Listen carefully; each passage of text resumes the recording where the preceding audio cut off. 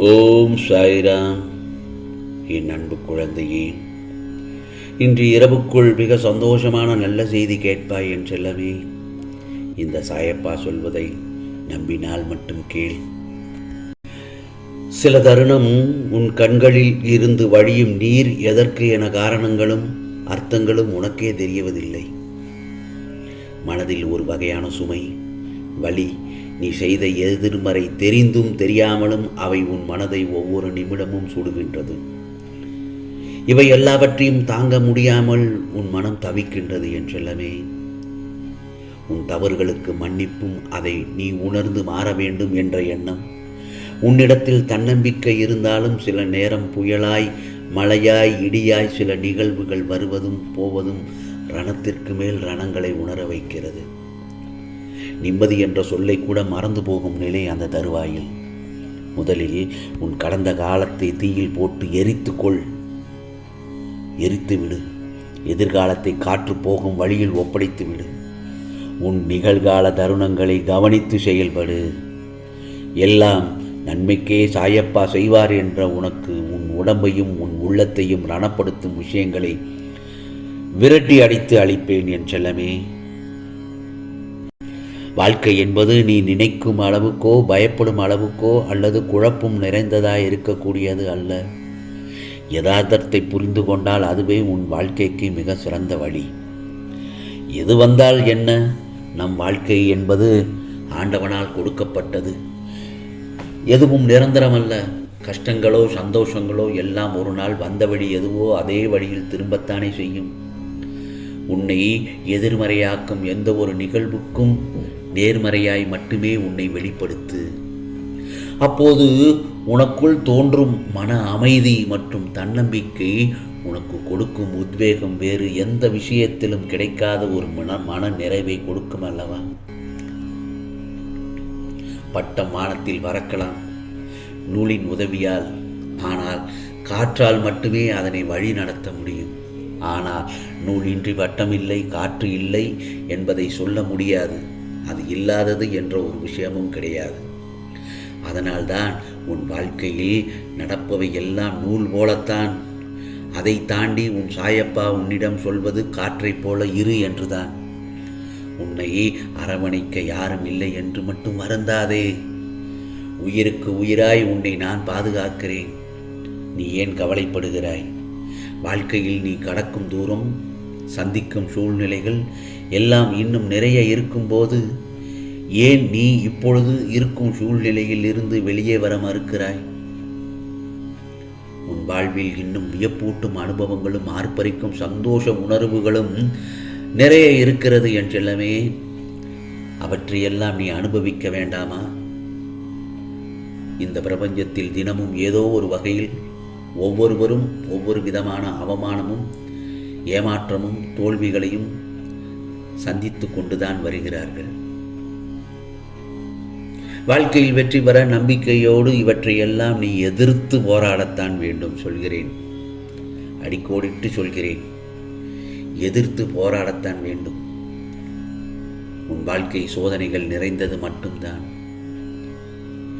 சோதனைகளாக இருக்கும் என்று நீயே முடிவு செய்ய வேண்டாம். ஒரு செடியின் அடித்தளம் திடமாக இருந்தால்தான் ஆரோக்கியமான மரமாய் உயர்ந்து நிற்கும். அதுபோலத்தான் உன் வாழ்க்கையிலும் இதை மனதில் கொண்டு செயல்படு என்று உன்னிடம் பலமுறை கூறியிருக்கிறேன். பிறர் உன்னை உதாசீனப்படுத்திய நிமிடங்கள், துரோகம் மற்றும் வஞ்சகத்தால் நீ சிந்திய கண்ணீர் அனைத்தும் வண்ணமயமான வெகுமதிகளாக உன்னை வந்து சேரப்போகிறது. இனிமேல் எல்லாம் ஏற்றம்தான். இது நான் கொடுக்கும் சத்திய வாக்கு. பிறகு உன் வாழ்க்கையில் நிறைய வெற்றிகளை சந்திக்கப் போகிறாய். அவையெல்லாம் பல வெற்றி கனிகளாக உன் கையில் வந்து சேரப்போகிறது. வெற்றுக்கொள்ள தயாராக இரு. நான் இருக்கிறேன். வாழ்க்கை எல்லாவற்றுக்கும் ஒரு மாற்று வைத்துள்ளது. புரிகிறதா? அது நமக்கு பிடித்திருந்தாலும் சரி அல்லது பிடிக்கவில்லை என்றாலும் சரி, அதற்கெல்லாம் கவலையே இல்லை என்பதை பற்றி கவலைப்படக்கூடாது. சூழ்நிலைக்கு ஏற்ப நீ உன் மனதை திடப்படுத்த பழகிக்கொள். 2 வார்த்தை பேச வேண்டிய இடத்தில் அதிகம் பேசுவது தவறு. ஆலோசனை கூறும்போது உன் கருத்தை பிறரிடம் கூறி சொல்வது தவறு. அதே போலத்தான் நேர்மையாக பயணித்து தோற்பதும், முடிந்தவரை போராடிய பின் தோற்பதும் வெற்றி பெற்றதற்கு சமம் என்று அர்த்தம். ஆகவே நான் சொல்வதை நினைவில் கொண்டு மீண்டும் மீண்டும் முயற்சி செய்து கொண்டே இரு. உனக்கு வேண்டியதை பிறரிடம் இருந்து எதிர்பார்த்தால் அது எப்போதும் கிடைக்காது. உனக்கு வேண்டியதை நீதான் முயற்சி செய்து அடைய வேண்டும். புரிகிறதா? அது வெற்றியா தோல்வியா என்பதெல்லாம் வாதம். ஆடுகளத்தில் இருக்கிறாயா என்பதை மட்டும் நீ அடிக்கடி உறுதிப்படுத்திக்கொள். உயிரே, உயரத்தில் தொங்கும் மாங்காய்க்காக கல்லுயர்த்தும் சிறுவனை கவனித்துப்பார். எரியும் கற்கள் தோல்வியை தழுவுகின்றன என்று கைவிட்டு போவதில்லை. கடைசியில் ஒரு காயாவது அவன் கைகளில் விழும் வரை களைப்படைவதில்லை. அவன் கரமும் மனமும் தான். அதுபோலத்தான் உன் தோல்விகளையே கற்களாக்கி கவனம் சிதறாமல் வெற்றிக்கனியை குறிவார்த்து எறிய கற்றுக்கொள். எத்தனை முறை கல்லெறியப்படுகிறது என்பதில் கணக்கு அல்ல, கனி கைவசம் படுகிறதா என்பதில் தான் இருக்க வேண்டும் உன் கவனம். புரிகிறதா என் செல்லமே? ஆகவே வெற்றியை கொண்டாட எவராலும் இயலும். தோல்வியை ஏற்று தோளாதிருக்க ஒரு சிலரால் மட்டுமே முடியும். அந்த சிலரில் ஒருவனாக நீ இருப்பாயானால் வெற்றி கோப்பை விரைவிலேயே உன் கையில் கிட்டும் என்பது 100% உண்மை. வெற்றி முழக்கம் உன் வீட்டு கதவை தட்டும். நான் இருக்கிறேன் நிழலாக என்றென்றும் என் செல்லமே. ஆகவே பாதைகள் எப்போதும் வெற்றியை தீர்மானிப்பதில்லை. அங்கே நீ எடுக்கும் முயற்சிதான் உனது வெற்றியை தீர்மானிக்கும்.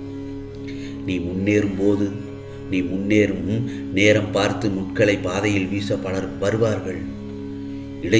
இடைஞ்சல்களை கொடுப்பதற்காக பலர் வருவார்கள்.